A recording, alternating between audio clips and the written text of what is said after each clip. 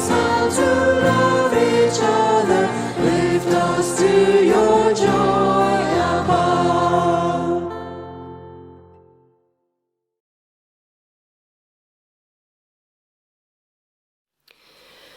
When Abram was 99 years old, the Eternal One appeared to him again, assuring him of the promise of a child yet to come. The Eternal One said, I am the God all-powerful. Walk before me. Continue to trust and serve me faithfully. Be blameless and true. If you are true and trust me, then I will make certain the covenant with you that I promised. I will bless you with a throng of descendants. Abram bowed low, his face and body flat on the ground. The Eternal One said, Here is my covenant with you. I promise you will become the root of a huge family tree of multiple nations. To symbolize your foundational role in this covenant, I hereby change your name. You will no longer go by the name Abram. Your new name will be Abraham, which means father of a great multitude of nations. Because that is exactly what I will make you. Your descendants will be exceedingly fruitful. Nations and kings will descend from you.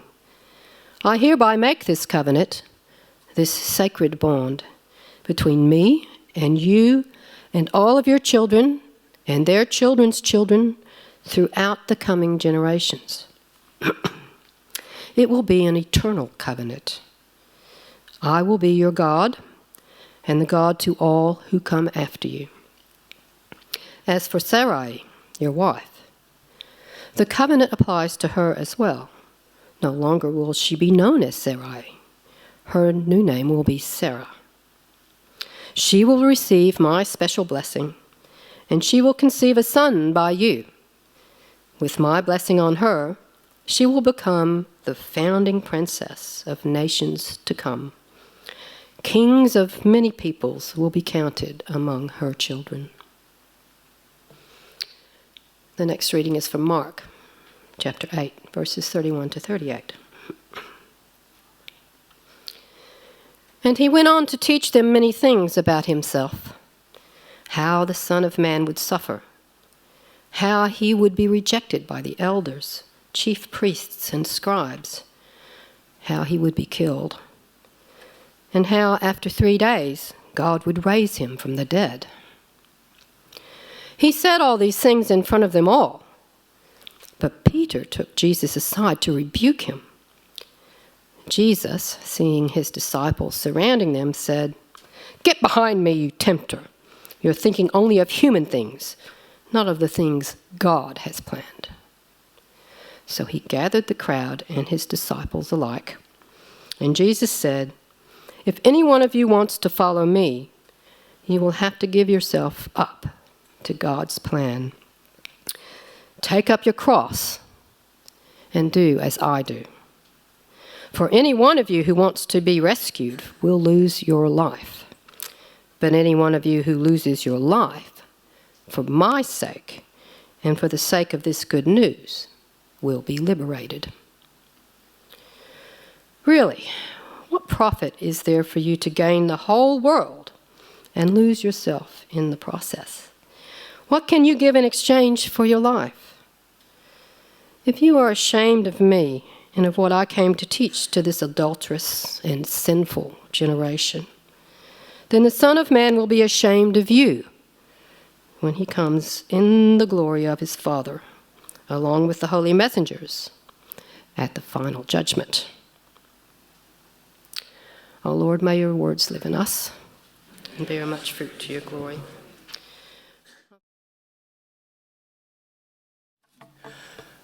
Let me start with this quotation, friends. What's in a name?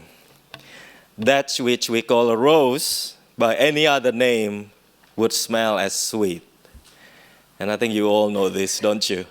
Do you know? It's from Shakespeare. Yeah. And do you know from where it is? It's from Romeo and Juliet. Yeah, what's in a name? You know, you change the name and it's the same thing. It's a chair, you want to call it a table, it still be a chair. And that's his whole idea. It's a bit philosophical.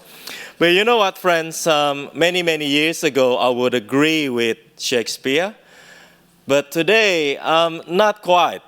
Because I think there is something special about name. There is something powerful. And I think sometimes even something magical about names. Let me talk about my son. When we named our son, first son, Abinaya, I didn't actually know the meaning of the name. And I've said this so many times. And the reason I chose the name, because I thought it was a beautiful name. It sounded nice. And it's almost certain that there will only be one Abinaya in his classroom. And by the way, friends, in his daycare, there is actually an Arinaya. And she's a girl, by the way, not a boy. So that's very close, but not quite. It's very close. So he's still the only Abinaya in his daycare. Now, the meaning of the name Abinaya is full of spirit. And I think that's who he is because, again, name is a good predictor of who we are. And I think that's who he is because my son, sometimes when I pick him up from his daycare or from his school, for example, he just couldn't contain his excitement. And he couldn't contain his emotion, really. He would run to me and he would jump. And sometimes he couldn't contain not only his excitement, he couldn't contain his anger as well. So that's the flip side of the coin. Whenever we take him to a place that he enjoys, like a playground, for example, or whenever he sees someone that he likes, like a friend, then he couldn't contain that excitement. He would jump and he would smile and he would run around. He is indeed Abinaya, full of spirit. My second son, on the other hand, his first name is Mahadika. Now we call him Arka. Arka is his middle name because it's a lot easier to call Arka. But his first name is Mahadika. And Mahadika means well-tempered. And I only hope that he will live up to that name, friends. My wife, on the other hand, by the way, she thinks that he is anything but well-tempered. But we'll see. So a name can somehow be a good predictor of who we are, of our character, of our temperament somehow. And one commentator says that of all the identifiers that we have in our life, our names come the closest to actually name who we actually are. Because to a large extent, we are our names. So again, names can be powerful, but names can be destructive as well if we misuse them, especially if we misuse them to label people. Now, labeling people is about putting people into boxes. And labeling is about keeping someone to be subservient to us. In India, for example, friends, the society in India is divided into many different castes. At the top is the Brahmin caste, so these are the priestly caste. And then under them, they are the Kshatriyas, or the warrior class, so the ruler and the king and the queens. And then under them is the Vaishyas, or the artisan caste, the artists, the movie stars, the celebrities, the singers, the famous people. And then under them are the Shudras, or the laborers. These are the manual laborers, the workers. But that's not it. Because under all these castes, there is another caste, and that is the Dalits, or the untouchables. Those people who sweep the streets, who wash the dishes. These are the Dalits, the untouchables, not the Daleks. Daleks is from Doctor Who. No, not Daleks. It's the Dalits, the untouchables. And the thing is, if you are born into this caste, you remain in this caste for the rest of your life. There is no way out. Even if you come to Australia and you get a high education and you get a good job, in the eye of the Indian society, you are still a Dalit, no matter who you are. Even if you're a lawyer or even if you're a judge, you are a Dalit because you are born into this caste. So can you see that, friends? You know, a name, this is a label that people put on some people to keep them subservient. And this is a label that the upper caste use to keep those under them subservient. So names can be problematic, and especially if we use the names to label people. But if they are used appropriately, then names can be powerful. In the Bible, names are very important, friends. In the story of creation in the book of Genesis, remember that God created so many things in 6 days. And then remember that God, what did God do? God named each of the things that He created. And even according to Psalm 147, God names all of the stars. So each of the stars in the universe is a poem, but it's a beautiful poem. And it says that God names each of the stars. God knows all the stars. And the billions of the stars, each one of them, there is a name. Because in biblical time, a name, it wasn't only a way to identify a person, just like what William Shakespeare believed. A name revealed not only the identity, but also the destiny of the person. And we are known when our names are known. And when our names are taken from us, friends, and that can be one of the most dehumanizing experience that we can have.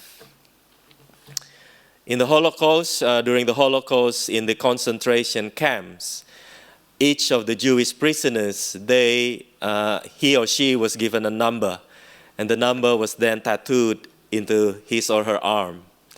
And that was his or her identifier. And he would be called not by his name or her name, then he or she would be called by the number. And there was actually a deliberate method, friends, to dehumanize the prisoners, to rob them of their identity and of their humanity. Because, after all, it is a lot easier to kill a number than to kill a person, a human being, with a name. So a name, once again, friends, is an important part of who we are. And names are very important in the Bible as well.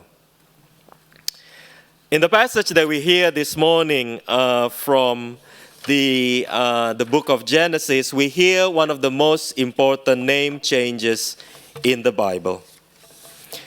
We hear about Abram being changed to Abraham and Sarai being changed to Sarah. Now, Abram means exalted father, and Abraham means the father of a multitude. Sarai means a princess. Sarah means a princess of many. So they were subtle. So this was subtle change, but it was important and it was meaningful. The reason being because the names were changed when Abram and Sarai did not have any children. They did not have an offspring whatsoever. But God said that that was not their destiny. And that's the reason why the names were changed, to reflect their new destiny, to reflect what God had in store for them.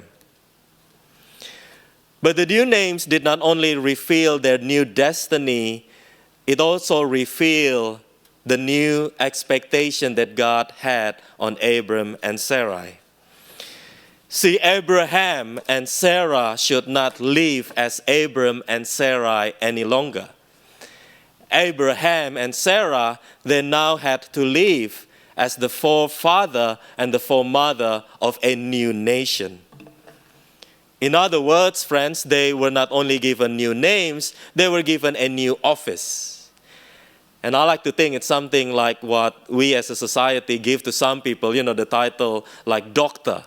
Like, Ken used to be a doctor. Or an MP, member of parliament, or an OAM, or referent for that matter. Those are the titles that we give to some people, but these titles bring with them some expectation. These people, they must live up to the expectation of that office. There are rules to follow. There is code of conduct that the person must abide, a code of conduct that not all people in the population, that are not applicable to all people in the population. See, I think Abraham and Sarah were not only names, they were actually an office. And they were to live up to the expectation of that office. As followers of Christ, friends, beside the names that your parents gave to you, we also carry a name. And that name is Christian. And it is actually an important name. Now, Christian in Greek is Christianon. And Christianon was originally used as a derogatory. It was used to embarrass those people who called themselves Christian. It was a name given to those people who followed Jesus Christ instead of worshiping Caesar, instead of following and acknowledging the emperor of Rome. In the New Testament, do you know how many times it appears?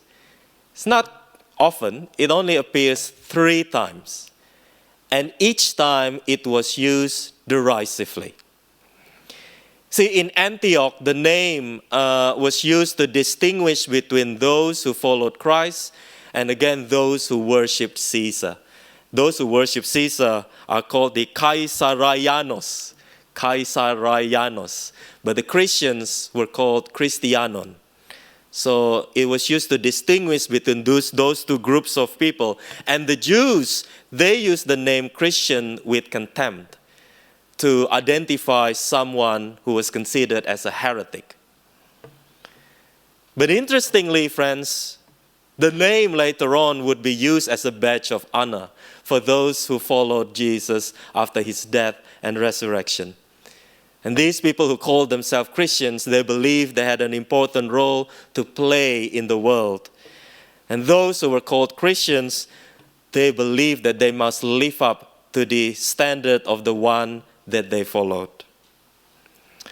And obviously, when we read the passage from this morning, the name entailed one very important aspect, and that aspect is the cross. And those who followed Christ, those who called themselves Christian, they must be ready to carry their cross, just like Jesus carried his cross. But even Peter, now Peter was one of the earliest followers of Jesus and one of the most influential followers of Jesus. Even Peter himself did not understand that following him would entail the cross. Because like the other disciples, he had been expecting that by following Christ, then he would be rewarded greatly. He had been expecting that by following Jesus, that one day he would rule Israel and even the world. But Jesus shattered his dream. And we reminded Peter that following him was not about seizing power. Following him was about carrying his cross. And he asked Peter and the other disciples to replace their ambition with the mission that God had given to them. Now, Peter misunderstood the title Messiah. Once again, he thought the title Messiah was about power, was about ruling. And he thought that the person who would be called as the Messiah would take over power from the Roman Empire and would rule as king. And it wasn't his mistake, really, because people around him were also expecting the same thing for the Messiah. They had been under the brutal occupation of the Roman Empire. They wanted to be liberated. They wanted to be freed. And they were expecting that the Messiah would become that person who would rescue them from the jaw of the Roman Empire. But Jesus had a different understanding of the role of the Messiah. For him, being a Messiah was not about seizing power. It was about serving other people. And it wasn't new, actually. He didn't create that. He didn't invent that idea. He restored an ancient understanding of the Messiah written in the prophecy in the book of Isaiah. The prophecy that people had often forgotten. He reminded them that Messiah was not only a leader, Messiah was also a servant who would suffer for the people. And those who dared to follow him, the Messiah, those people, they must also be brave to serve and to suffer like he did. So once again, friends, when we call ourselves Christians, we carry the name of Christ in our life. And when we carry the name of Christ, it means that we are to live up to that name. We are to live the way Jesus lived his life. The name Christian unites us with one another, but it also unites us with the one that we follow. The name should guide the way we live. It should become like the North Star, the Northern Star, showing us the direction, showing us the path that we all should take as followers of Christ. And the path today, we are reminded, is the path of the cross. It is the path of love, and it is the path of service for other people and in God's name. Amen. In a quiet moment, let us now reflect on our readings today and on the message.